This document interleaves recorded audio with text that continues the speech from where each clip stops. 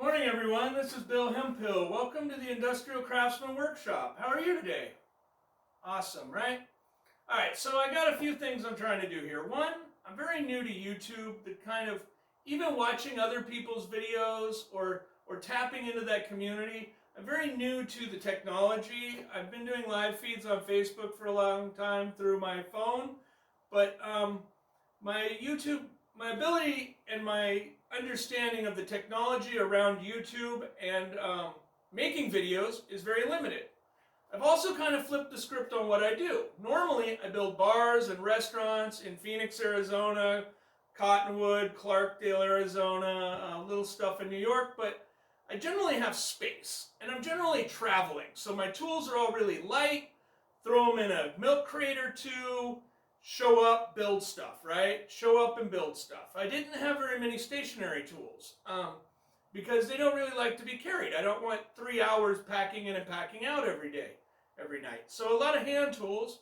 And now I find myself in a basement in Atlanta, Georgia with stationary tools, limited space, trying to figure out how to work the YouTube so I can reach people during the time of COVID, trying to figure out how to operate in a small space because this is what I have. Trying to figure out how to create something that I can market that is small enough to ship, to reach out to people, and then trying to configure a workable workspace in kind of a small, damp indoor environment. So that's going to involve dust collection, that's going to involve careful planning and lots of shelves. It's going to involve just figuring out some things that I'm not really used to. I wish I'd had another point. Another thing I'm going to have to work on is to stop meandering. I'm a talker. I like to communicate. I like to say stuff. I like to talk to people.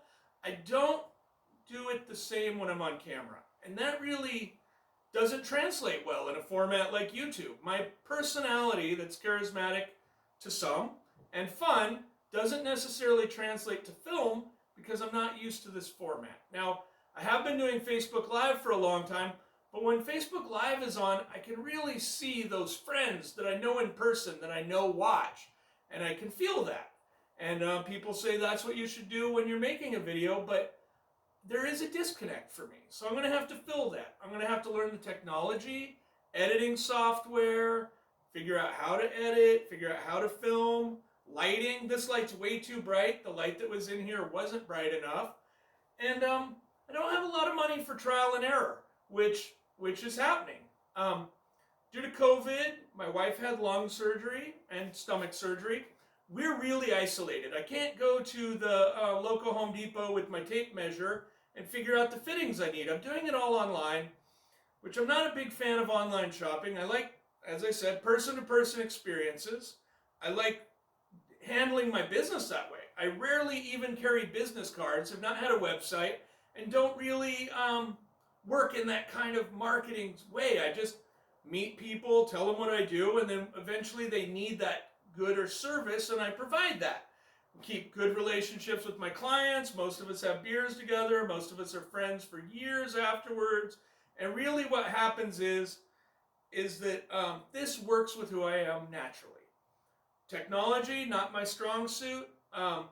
Small spaces, not really my strong suit. I don't particularly like to be indoors. Anyway, so that's the list of challenges we're going to face over the coming months. I kind of see that COVID is going to last at least another 6 months, if not a year. And unless something changes, my circumstances are probably going to be much like this. A lot of confinement, a lot of lock-in, and during that time, I'm going to have to reconfigure the way I operate, reconfigure how I think about business, how I think about myself, and how I view a workshop. So what I'm offering, or trying to offer, is an experience, a chance to go with me on a journey of self-exploration, exploration of tools, exploration of techniques, exploration of a workshop, and really just kind of figuring out how we do this together. I have some very key principles in this. One, I think everyone should be an artisan, an artist, or a maker of some sort. Even if you have a day job that you do during the day, you should come home and make a product. Make something that people want. Even if you're not selling it, you're just making it for yourself. You should be able to do that. 2, we should all go through the steps of opening and understanding what it is to have a business. I really think that entrepreneurship has been lost to the corporate structure of America, and we really need individuals who do things on their own. And then the third thing is just learning how to use these tools that I'm not really familiar with. I'm kind of a let's wing it with some a skill saw and a grinder and a welder, and I just kind of cut stuff, grind stuff, sand stuff. Now this is a little more precise. I got a table saw, a joiner, and a miter saw. I've heard that that's what you need to do furniture making in a serious way. So we're going to experiment with that. You might notice from around the shop, I'm as much a metal worker as I am a woodworker, and I'm probably not the best at either, but I'm going to give it a shot. Anyway, thank you for taking your time to check this out. I have been watching other YouTubers, and I will credit them as these videos continue, figuring out how people organize their shop, how they organize their videos, what exactly they're into, right? Just seeing what people are doing in this format, which it really is kind of new to me. Every once in a while, I dabble with a video, but it's not what I do or my strong suit. All right, so let's take a quick tour of the shop. Starting over here, there's a door you'd walk into, and I made a little shelf. From that shelf going this way is my table saw stand. My table saw stand has a vacuum beneath it and a dust collector. I'm waiting for the lid, but dust collection has been quite a difficult thing. They have all these hoses on the market, and they don't necessarily all fit your tools. Oh, look at me, I'm out of frame, right? All these hoses don't necessarily fit the tools. One thing I did that I have not seen is I got this Rubbermaid square bin. And the reason I did this is square things are larger than round things. If you're going to make a round table, you're going to take a square piece of wood and cut a bunch of surface area off of it. Now, if you do that into a cylinder, it would have to be quite taller. This is just under 5 gallons. It's 18 quarts. A 22 quart is just over 5 gallons, both of which are smaller than a 5-gallon bucket in their footprint because they're not round. It holds a lot more volume. That's going to be interesting. Now, as far as hoses go, I just bought like random hoses and hoped they'd work, and they haven't. So I'm going to have to figure that out. Okay, coming around my shop, I built a shelf up here to hang some wood. I've got a little bit of walnut, a little bit of cherry, nothing super fancy. I've also got a lot of plywood. I've never really worked with plywood. Plywood was just kind of like a filler material that I'd occasionally use if I had to. I've tried to work with urban forested hardwoods or salvaged woods. So that's going to be new, but I think it's going to lend some flexibility. And then over here, I have table with an edge joiner on it, and you can see the long vacuum hose I'm trying to run. And then this side I haven't really done anything with. It's a table saw, and the reason I haven't done anything with that is that I want to see how, that's a little bright, I want to see how this side functions, right? Table saw, I mean, it's not easy to move, but it's movable, and once I put benches or shelving or whatever in, I'll either have to redo it or change it if I don't like the configuration. So let's focus on one side. Let's focus on getting some sort of dust collection hooked up. So what I have now is a shop vac, the original shop vac hose, the shop vac hose to connect it to a, oh, it's a Craftsman brand shop vac, sorry. I saw someone on video say don't call them all shop vacs. It is a Craftsman branded vacuum for the workspace. How's that? So I have the original hose. I have the hose that came with my Cyclone, my dust Cyclone. I have a hose I bought that is to attach it. And I believe that hose is meant to go to like a hand sander. It fits right onto my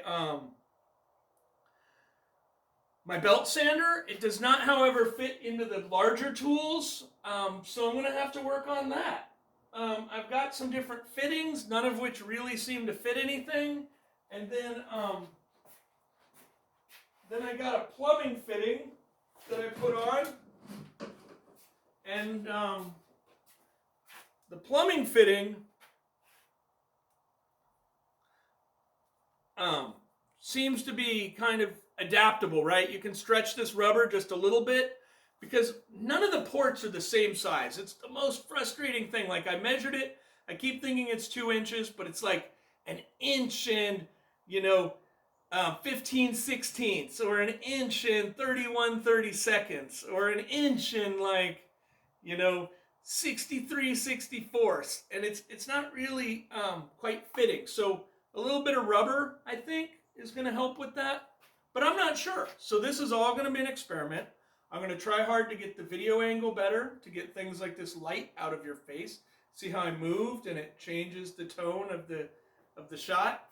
And I promise I will build products. Interesting products that maybe are not like things you've seen before. I don't know if there's a lot of people doing exactly what I do.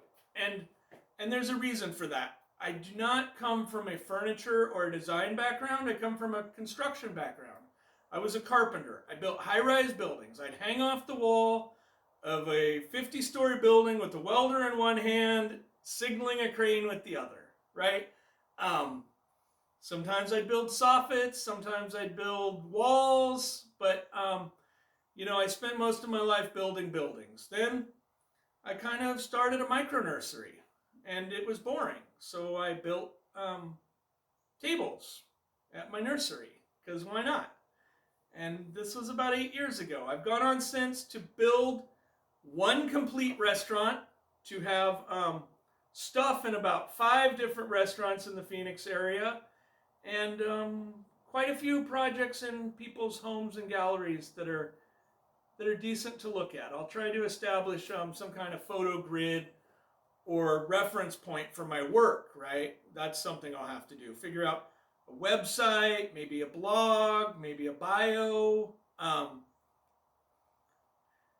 Anyway, what we're going to do is we're going to go on this journey together. I know this is very rough and unpolished, and maybe it'll be rough and unpolished the whole time, or maybe we'll get together and we will learn together how to do this. So if anyone has any advice, any ideas, anything that saved you the trial and error of hundreds of different fittings that don't work, I mean, what was this fitting ever going to do? I don't know, but I kind of like the hose, so I kept it. Anything you can offer, I would much appreciate. And then hopefully we get to a place where you learn something from some of my techniques. All right. Thank you very much, and I'm going to let you go.